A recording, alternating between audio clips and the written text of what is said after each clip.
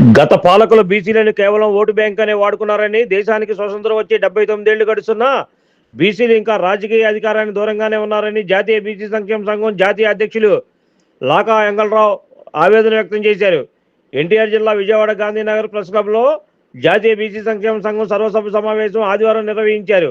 సంఘం విజయవాడ సిటీ అధ్యక్షులు శరం నాగమల్లేశ్వరరావు ఆధ్వర్యంలో జరిగిన ఈ సమావేశంలో సంఘం జాతీయ అధ్యక్షులు లాకా వెంగళరావు యాదవ్, రాష్ట్ర అధ్యక్షులు ఆవుల నరసింహరావు, రాష్ట్ర కార్యదర్శి జొన్నలగడ్డ పవన్ కుమార్, ఉపాధ్యక్షులు చప్పిడి కృష్ణమోహన్, రాష్ట్ర యోజన విభాగం అధ్యక్షులు చల్లా అనుదీప్, రాష్ట్ర యోజన ఉపాధ్యక్షులు షేక్ నాగులమీర, ప్రధాన కార్యదర్శి పుట్ట అమరలింగయ్య తదితరులు పాల్గొన్నారు. ఈ సందర్భంగా వారు మాట్లాడుతూ పార్లమెంట్ అసెంబ్లీలో బీసీలకు తక్షణమే రిజర్వేషన్ కల్పించాలన్నారు. మహిళా రిజర్వేషన్ బిల్లులో బీసీ మహిళలకు సబ్ కోటా కేటాయించాలని, హైకోర్టు సుప్రీంకోర్టు జడ్జీల నియామకాల్లో బీసీలకు అవకాశం కల్పించాలన్నారు. స్థానిక సంస్థల ఎన్నికల్లో బీసీ రిజర్వేషన్లను ప్రస్తుతం ఉన్న శాతం నుంచి 42% పెంచాలని కూటమి ప్రభుత్వం ఎన్నికల మేనిఫెస్టోలో హామీ ఇచ్చిన విధంగా బీసీ రక్షణ చట్టాన్ని తక్షణమే అమలు చేయాలన్నారు.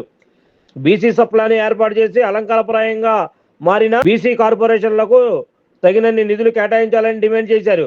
ఏపీలోని 140 బీసీ కులాల్లో సుమారు 100కు పైగా కులాలు ఇప్పటికీ చట్టసభల్లో అడుగుపెట్టలేదని సందర్భంగా వారు గుర్తు చేశారు.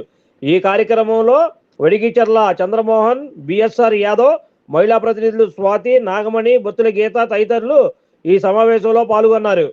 సంఘం ఎన్టీఆర్ జిల్లా విజయవాడ నగర సర్వసభ్య సమావేశానికి నగర అధ్యక్షులు శరం నాగమల్లేశ్వరరావు గారు, అదేవిధంగా రాష్ట్ర అధ్యక్షులు ఆవుల నరసింహారావు గారు మరియు రాష్ట్ర ప్రధాన కార్యదర్శి వడిగిచర్ల చంద్రమోహన్ గారు, అట్లాగే మరొక రాష్ట్ర ప్రధాన కార్యదర్శి బిఎస్ఆర్ యాదవ్ గారు, అట్లాగే మహిళా ప్రధాన కార్యదర్శి స్వాతి గారు, మహిళా ఉపాధ్యక్షురాలు నాగమణి గారు మరియు ఎంప్లాయీస్ రాష్ట్ర ప్రధాన కార్యదర్శి ఎల్ఎస్ఆర్కే ప్రసాద్ గారు, అట్లాగే రాష్ట్ర యోజన అధ్యక్షులు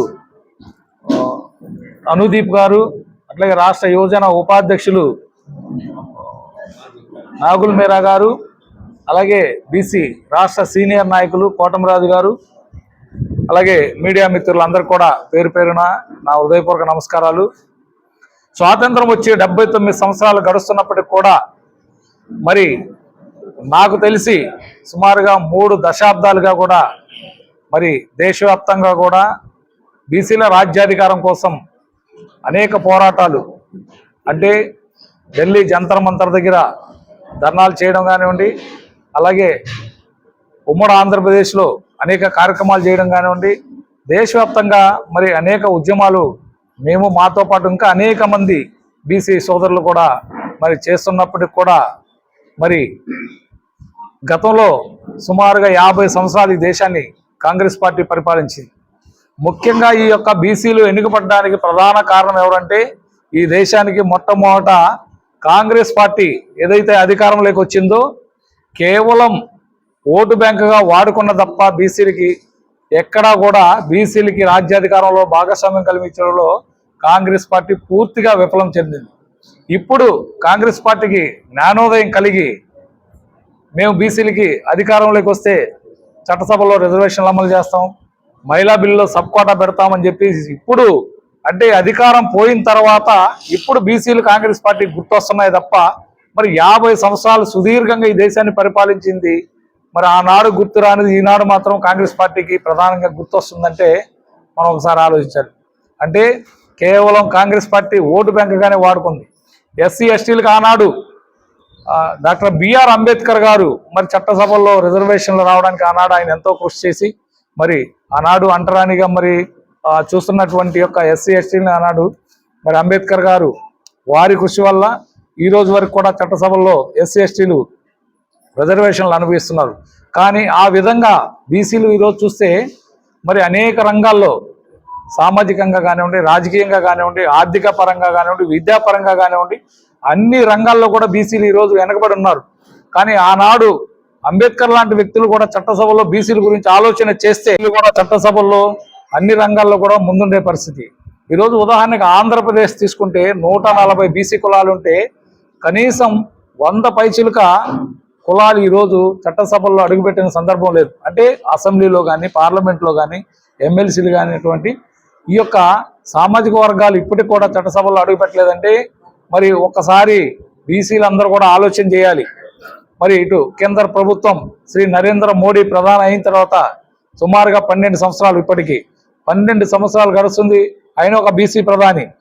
మరి బీసీ ప్రధానిగా ఉండి మరి దేశవ్యాప్తంగా కూడా కొన్ని సంక్షేమ పథకాలు ఆయన ప్రవేశపెట్టడం జరిగింది.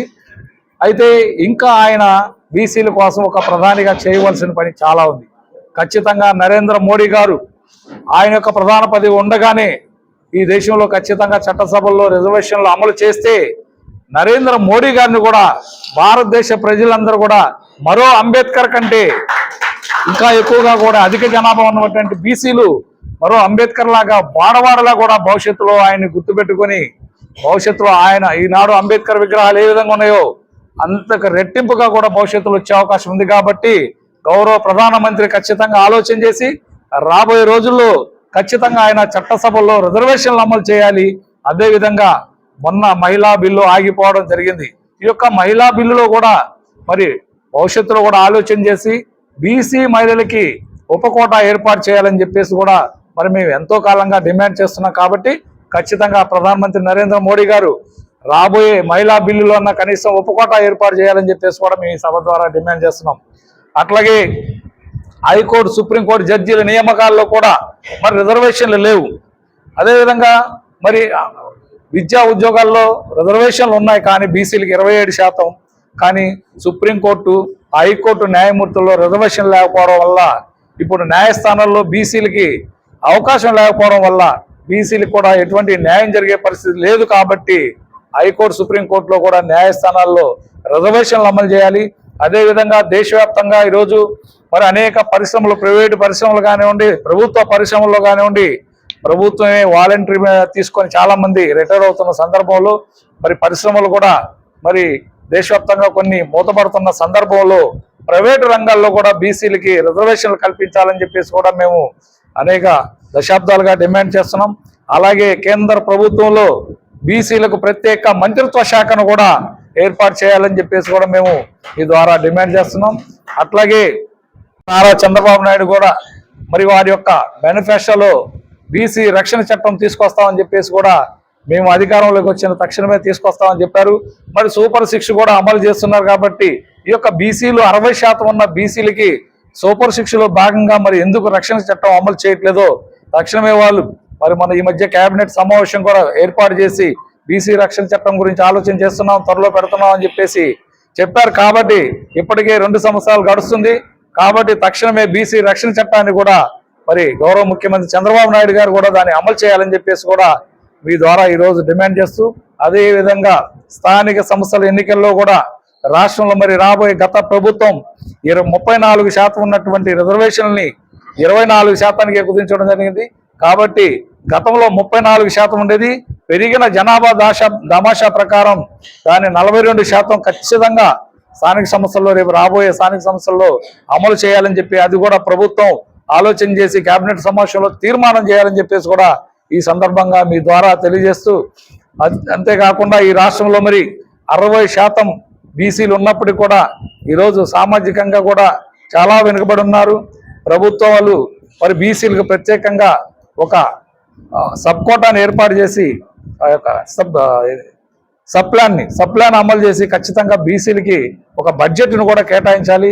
మరి ఇప్పటికే బీసీ కులాలు అనేక 60 కార్పొరేషన్లు ఉన్నాయి. ఏ కార్పొరేషన్ కూడా ఇప్పటి వరకు నిధులు కేటాయించిన సందర్భం లేదు. కనుక మరి బీసీ కార్పొరేషన్లకి వెంటనే నిధులు కూడా కేటాయించాలి.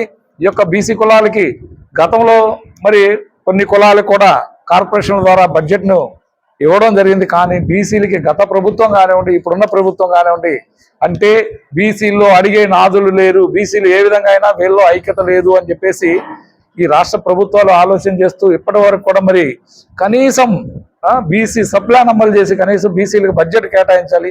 కార్పొరేషన్లు దేనికి పెట్టారో కూడా అర్థం అట్లా. గత ప్రభుత్వం పెట్టింది, ఈ ప్రభుత్వం కూడా పెట్టింది. దేనికి కార్పొరేషన్లు? అలంకారప్రాయంగా కార్పొరేషన్లు ఉన్నాయి తప్ప వాళ్ళకి ఎటువంటి పవర్స్ లేవు.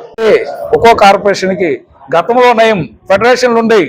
ఫెడరేషన్లకు ఏదో విధంగా కొంత బడ్జెట్ కేటాయించేవాళ్ళు. కానీ కార్పొరేషన్లు పెట్టిన తర్వాత ఎక్కడ ఏ కార్పొరేషన్ కూడా రూపాయి ఇచ్చిన సందర్భం లేదు. కాబట్టి వెంటనే బీసీ కార్పొరేషన్లు కూడా మరి బడ్జెట్ కేటాయించాలని చెప్పేసి కూడా రాష్ట్ర ప్రభుత్వాన్ని డిమాండ్ చేస్తా ఉన్నాం. థ్యాంక్ యూ అందరికీ. సంఘం రాష్ట్ర అధ్యక్షులు ఆవుల నరసింహారావు. ముందుగా మీడియా మిత్రులకు జాతీయ బీసీ సంక్షేమ సంఘం పక్షాన ఉద్యమాభివందనాలు తెలియజేస్తూ, ఈ రాష్ట్రంలో అధికారాన్ని కైవసం చేసుకునేదానికి రాష్ట్ర గౌరవ ముఖ్యమంత్రి నారా చంద్రబాబు నాయుడు గారు, అదేవిధంగా రాష్ట్ర విద్యాశాఖ మంత్రులు యువగళం పాదయాత్రలో నారా లోకేష్ గారు, అదేవిధంగా రాష్ట్ర ఉప ముఖ్యమంత్రిగా ఉన్నటువంటి మన పవన్ కళ్యాణ్ గారు, ముగ్గురు కూడా రాష్ట్ర ఎన్నికల పర్యటనలో బీసీలకు అనేక హామీలు ఇవ్వటం జరిగింది. కానీ 2 సంవత్సరాలు పూర్తవుతున్నప్పటికి కూడా బీసీలకు వారు ఇచ్చినటువంటి హామీలు నెరవేర్చడంలో విఫలమయ్యారనేది ఈ రోజున జాతీయ బీసీ సంక్షేమ సంఘం రాష్ట్ర అధ్యక్షులుగా మేము భావిస్తూ, బీసీలను ఎంతో కాలం మోసం చేయలేరు, కేవలం అధికారాన్ని కైవసం చేసుకోవడానికి మాత్రమే ఇటువంటి హామీలు ఇచ్చారు, కానీ వాటిని నెరవేర్చాలనేటటువంటి చిత్తశుద్ధి మీకు లేదనేది నిరూపితం అవుతుంది. కనుక ఎప్పటికైనా 50% పైబడి ఉన్నటువంటి బీసీలు అభివృద్ధి చెందకుండా ఈ రాష్ట్రం ఏ విధంగా అభివృద్ధి చెందుతుంది, ఏ విధంగా మీరు సంపద సృష్టిస్తారు, ఏ విధంగా దీన్ని సింగపూర్ లాగా తయారు చేస్తారని మేము స్పష్టంగా ప్రశ్నిస్తా ఉన్నాం ఇదే వేదిక మీద నుంచి. ఎప్పటికైనా మీరు గత హామీలు మీరు ఇచ్చినటువంటి ఎన్నికల పర్యటనలో గత ప్రభుత్వం బీసీల మీద అనేక దాడులు జరుగుతున్నాయి. బీసీ మహిళల మీద, బీసీ విద్యార్థుల మీద, బీసీలకు రక్షణ లేదు ఈ రాష్ట్రంలో. మేము అధికారంలోకి వచ్చినట్లయితే తక్షణమే ఈ రాష్ట్రంలో బీసీ రక్షణ చట్టం తీసుకొస్తామని స్పష్టమైనటువంటి హామీ ఇవ్వటం జరిగింది. బీసీ కులగణన చేపడతాము. బీసీలకు స్థానిక సంస్థల్లో గత ప్రభుత్వం 34% ఉన్నటువంటి రిజర్వేషన్ సౌకర్యాన్ని దుర్మార్గంగా 24%కి కుదించింది. మేము అధికారం చేపట్టిన వెంటనే 34% తీసుకొస్తామని చెప్పడం జరిగింది మిత్రులారా. అయితే నేటి వరకు కూడా వాటిని సరిచేసే విధంగా కానివ్వండి, అది పెంపుదల చేసే విధంగా కానీ ఈ రోజుకు కూడా ఒక్కసారి అయినా సరే బీసీ మంత్రివర్గ సభ్యులు కానీ, సబ్ కమిటీలు కానీ కూర్చున్నటువంటి దాఖలాలు కానీ, కార్యాచరణ చేపట్టినటువంటి దాఖలాలు కూడా లేవు. అందుకే జాతీయ బీసీ సంక్షేమ సంఘం ఈ సమావేశంలో ఒక కార్యాచరణ చేపట్టి దశల వారీగా ఈ రాష్ట్రంలో ఉద్యమాలను చేపట్టి ఖచ్చితంగా ప్రభుత్వం మెడలు వంచి బీసీ రక్షణ చట్టం తీసుకొచ్చేంత వరకు కూడా డాక్టర్ లాకా వెంగళరావు యాదవ్ గారి నాయకత్వంలో జాతీయ బీసీ సంక్షేమ సంఘం నిరంతరం ఈ రాష్ట్రంలో పోరుబాటలో పయనిస్తుందని తెలియజేస్తా ఉన్నాను. అదేవిధంగా మిత్రులారా, మీరు నిజంగా చిత్తశుద్ధి ఉన్నట్లయితే బీసీ విద్యార్థులకు తక్షణమే వసతి గృహాల్లో మెస్ ఛార్జీలు పెంపుదల చేయాలి. ఒక్కటి ఆలోచించండి, ఎంత దుర్మార్గమైనటువంటి పరిస్థితి. గృహాల్లో కానివ్వండి, సంక్షేమ వసతి గృహాల్లో బిడ్డలు భవిష్యత్తు తరాలకు చెందినటువంటి బిడ్డలకు రోజుకి ఇస్తున్నటువంటి డిగ్రీ, ఇంటర్ పైన చదివేటటువంటి విద్యార్థులకు ఇస్తున్నటువంటి మెస్ ఛార్జీలు కేవలం 3 పూట్లకు కలిపి 50 రూపాయలు, 40 రూపాయలు కింది తరగతి విద్యార్థులకు ఇస్తున్నారు. వివిధ నేరారోపణలకు గురై ఈ రాష్ట్రంలో అరాచకాలు, దౌర్జన్యాలు, దొంగతనాలకు పాల్పడినటువంటి జైలులో ఖైదీలుగా ఉన్నటువంటి వారికి మాత్రం 160 రూపాయలు వారికి ఒక్క రోజు ఖర్చు పెడుతుంది. భారత పౌరులైనటువంటి సంక్షేమ వసతి గృహాల్లో ఉండే బిడ్డలకు 50 రూపాయలు భిక్షం మాదిరిగా ఇస్తుంది. తక్షణమే ఈ రాష్ట్రంలో మెస్ ఛార్జీలు పెంచాలి, బీసీ వసతి గృహాల్లో మెరుగైనటువంటి సౌకర్యాలు కల్పించాలని జాతీయ బీసీ సంక్షేమ సంఘం డిమాండ్ చేస్తా ఉంది. నిజంగా మీకు చిత్తశుద్ధి ఉన్నట్టయితే ప్రతి జిల్లా కేంద్రంలో బీసీ భవనాలు ఏర్పాటు చేయండి. బీసీ విద్యార్థులకు మెరుగైనటువంటి ఉపాధి అవకాశాలు కల్పించేందుకు బీసీ స్టడీ సర్కిల్ ఏర్పాటు చేయాలని జాతీయ బీసీ సంక్షేమ సంఘం ఈ వేదిక మీద డిమాండ్ చేస్తా ఉంది. ఇప్పటికైనా ఇటీవల రాష్ట్ర ఉప ముఖ్యమంత్రి గారు ఒక మాట మాట్లాడాడు. ఎందుకు బీసీలు అభివృద్ధి చెందలేదు, ఇంకా బీసీల్లో ఐక్యత లేదన్నాడు. బీసీల్లో కాదు ఐక్యత లేనిది, కూటమి ప్రభుత్వంలో మీరు ఇచ్చినటువంటి హామీలు ఇచ్చే విషయంలో మీలో ఐక్యత లేదు, చిత్తశుద్ధి లేదు, బీసీల పట్ల ఏమాత్రం ప్రేమాభిమానం లేదని ఈ సందర్భంగా డిమాండ్ చేస్తూ మీడియా మిత్రులకి ధన్యవాదాలు తెలియజేస్తున్నాను. Thank you. నా పేరు బడిగించల చంద్రమౌళి, జాతీయ బీసీ సంక్షేమ సంఘము రాష్ట్ర ప్రధాన కార్యదర్శి. ఈరోజు చూస్తా ఉన్నాము, బలహీన వర్గాలు ఏ విధంగా ఈ రాష్ట్రంలో ఇబ్బందులకు గురవుతా ఉన్నారో మనందరం కూడా చూస్తా ఉన్నాం.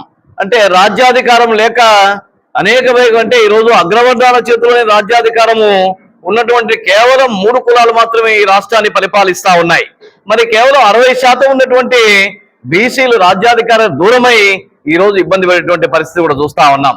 మరి అదే విధంగా చూస్తే మరి కూటమి ప్రభుత్వం వచ్చేసి చంద్రబాబు నాయుడు గారు అధికారం చేపట్టిన తర్వాత వెంటనే వచ్చేసి బీసీలకు ఈ యొక్క రిజర్వేషన్లు ఇస్తామని చెప్పేసి ఈ యొక్క 34% రిజర్వేషన్లు పెంచుతామని చెప్పేసి చెప్పినటువంటి హామీ ఈ రోజు తొంగలో దొక్కారు. కాబట్టి 44%, 34% కాదు బీసీలకు ఇవ్వాల్సింది.